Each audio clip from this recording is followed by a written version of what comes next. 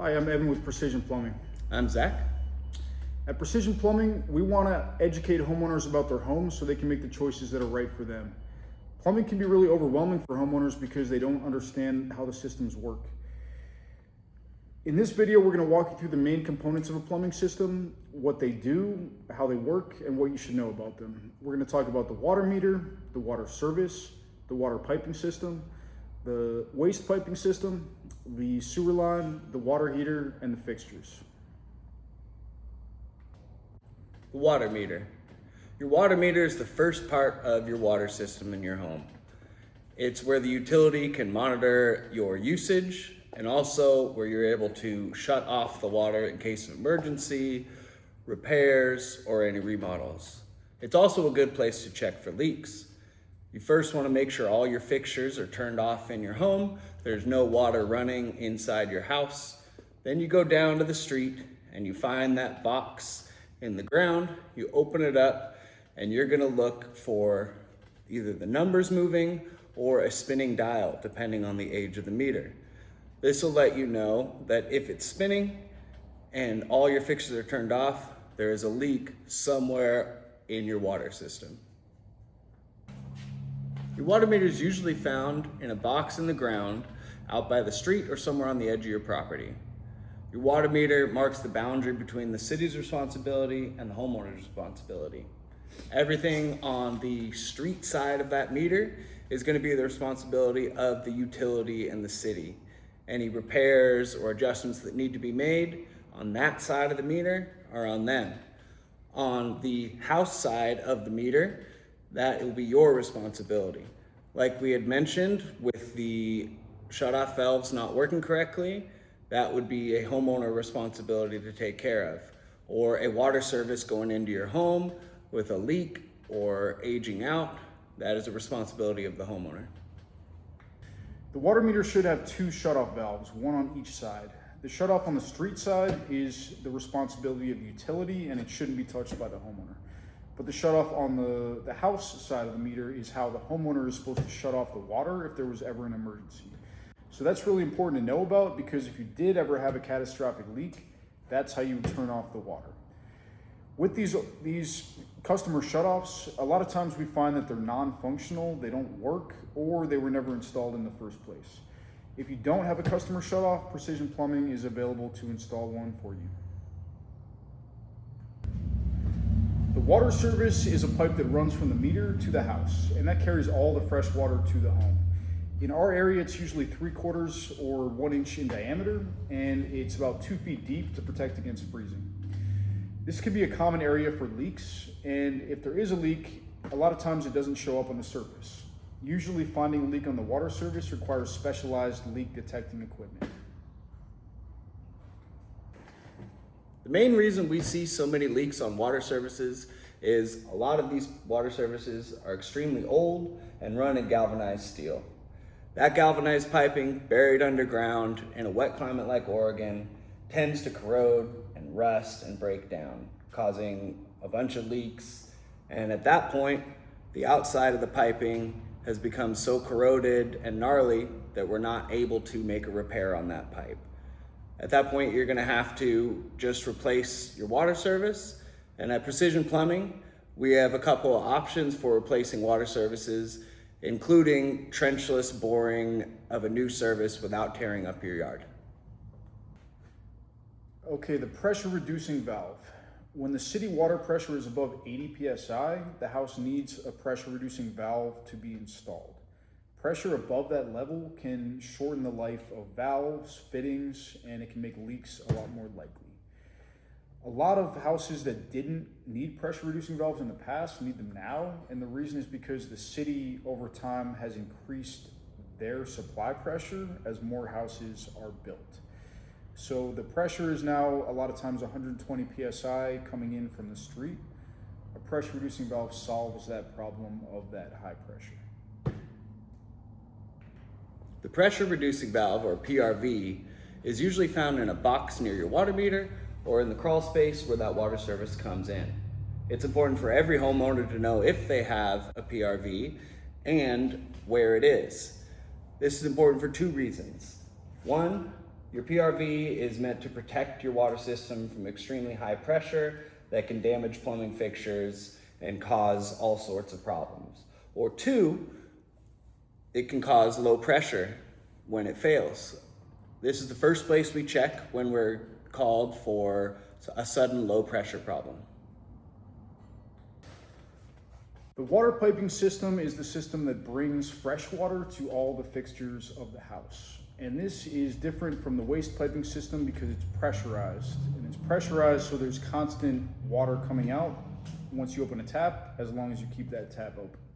But what that means is that if you get a leak or a broken pipe, water is going to keep coming out forever. It's not just going to stop on its own until the water is shut off or that leak is fixed.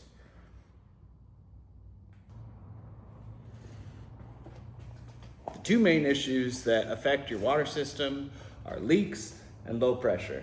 Leaks are usually caused by pipes breaking down and fittings wearing out, causing damage to the home and unexpected expense for the homeowner. Leaks don't get better on their own and need to be repaired and addressed as soon as possible. The other issue being low pressure. Low pressure around here is usually caused by galvanized steel piping in your system. That galvanized pipe breaks down, corrodes, and sends little flakes of metal off to each fixture, clogging them up. That can be mitigated by clearing each fixture and returning to full pressure for a little while, but that problem doesn't go away, as those flakes will return fairly quickly until you replace it with a new modern piping system. Okay, the wastewater system. The wastewater system carries used or contaminated water away from the fixtures to the city sewer and then to the city treatment plant. And unlike the water system that works based on pressure, the waste system works on gravity. So all the pipes are sloped away from the home towards the city sewer and then towards the treatment plant.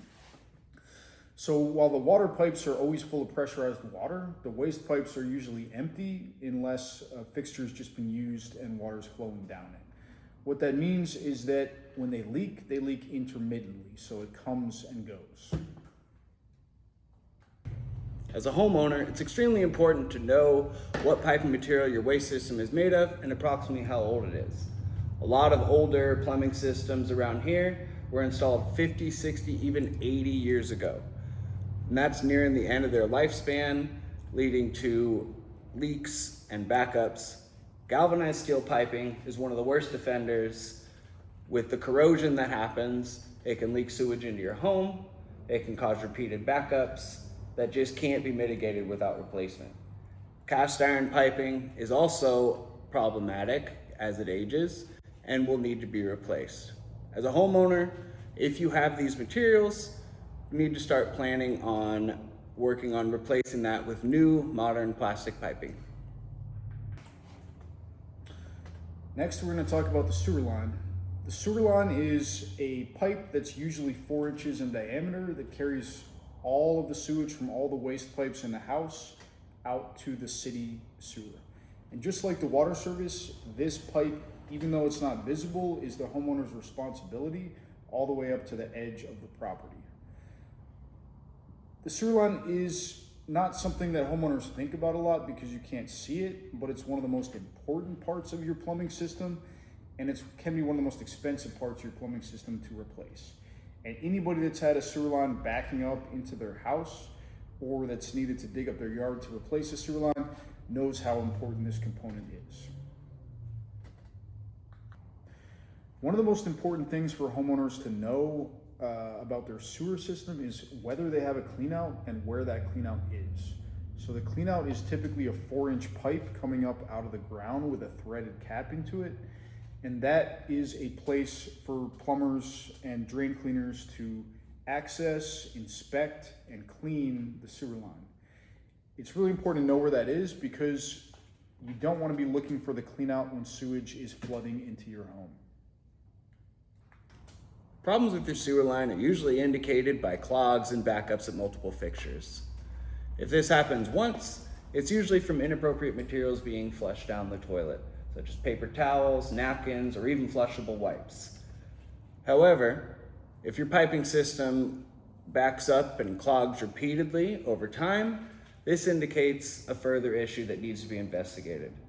At that time, we would come out with our camera and scope your sewer line looking for the real source of the problem. That could be crushed pipe underground, that could be root intrusions, it could be poor slope, or even separated fittings underground.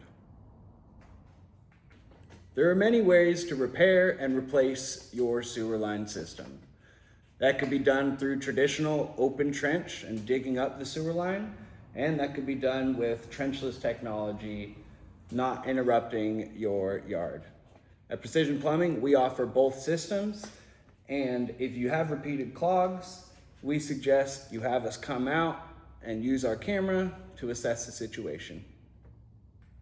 The biggest problem water heaters have is when they stop working.